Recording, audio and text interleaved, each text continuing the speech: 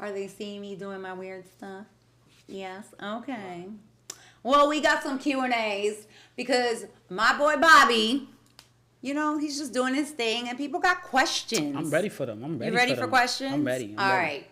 So we got an in-studio question, which is great. What's your in-studio question, sir? It'd be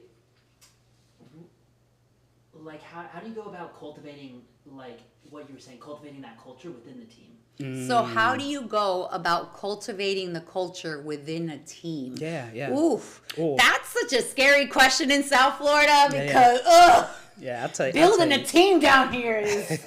I'll tell you straight up. So one of the exercises that I used to do as a leader of a team, so I was the team lead for the compute platform team, which had about 5 other engineers. And one of the things that I always used to do, especially when we had new members, is introduce them to how Bobby can fail in front of you too. Like, I might be the smartest person, I might be the lead of this team, but I stumble and fell right in front of you all the time. So one of the cool things that I used to do is whenever I'm in a meeting and we're talking about a subject that is probably a little bit higher than what the person in the rooms can all understand, is I would automatically start to ask those very low entry level questions. Like, hey, how does that computer thing work? And everybody looks at me and everybody's like, oh, I know what we're doing. There's one person in here that needs to get this lesson. Actually, can you tell me how to access this program? And everybody knows I know it, but that one person is starting to, and I was like, do you know how to do it? Put them on the spot. And then they'd be like, they answer the question. Now they're the ones that are kind of leading that. And what it did is create this culture of like, hey, I'm okay to fail. Even I seen Bobby fail before, so guess what?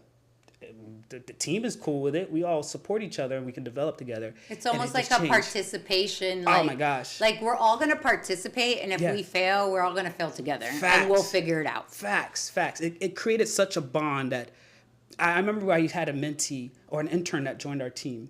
So timid, so quiet, behind the laptop whenever in meetings. So much so that we ran this exercise with him. And the next day he comes in, put his foot on the table, he's chilling.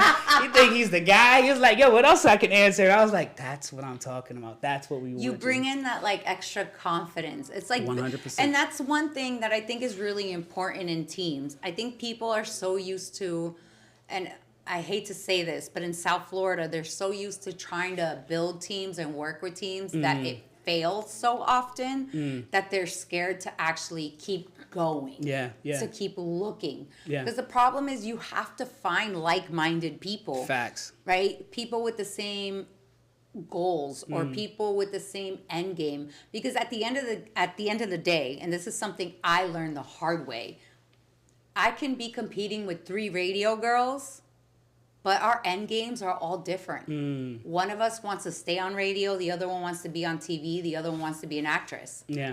So why am I actually competing? There's nothing to compete about. Facts. I just want to be on air. Yeah. They have their own thing they're using on air to get there. Yeah. But eventually I know that this is my lane. For sure. So it's like kind of in that sense of like giving them their lane where they feel confident enough to say, hey, I know this. Yeah. And it just pours so much into their confidence. And then as an engineer, one of the scariest things when you're working on a team is when somebody can't communicate. Like something happens and they're too afraid, they're too timid, they're too like, I don't want to say it because I'm going to get in trouble. No, I want to break that barrier down quick. So then you come and tell me everything, right? So that when it does fail, we just come together and bring it back up type stuff. So we're breaking, I know that this is like generational cycles maybe, but that's more family based. I think we're breaking work cycles, and I think that that's a beautiful thing because a lot of us are entrepreneurs, are CEOs, or are founders that we have to build our culture with the people we want to work with. Because at the end of the day, especially in tech, it's a lot of hours. Too many hours, actually. So if you're going to be with the people you're around, you're going to have to like them. For sure. You're going to have to enjoy the time you are with them. If you have to stay late nights, it's going to be fun. It's going to be like, hey, what's your balance? What's my balance? What do you want? Like, we need a break? Cool.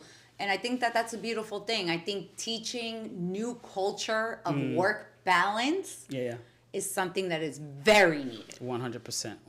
I used to get the title of being a cultural mentor to teach teams how to introduce culture into their daily practice because it's just something that's really missing for sure. Yeah, because we think about things like when we're booking things, right? We think, hey, it's Christmas or hey, it's Thanksgiving, where a lot of companies don't even think about those things anymore. Yeah. But for us, that's still important because we're bringing in our family, we're bringing in our, like sometimes I've noticed that even though it's family time, we still have our, like, because we are the type of people we are, we kind of stand to the side, sit on the couch, where we could bring our laptop and we're still like getting at it for fun. Yeah. You know what I mean? Because it's what we love to do.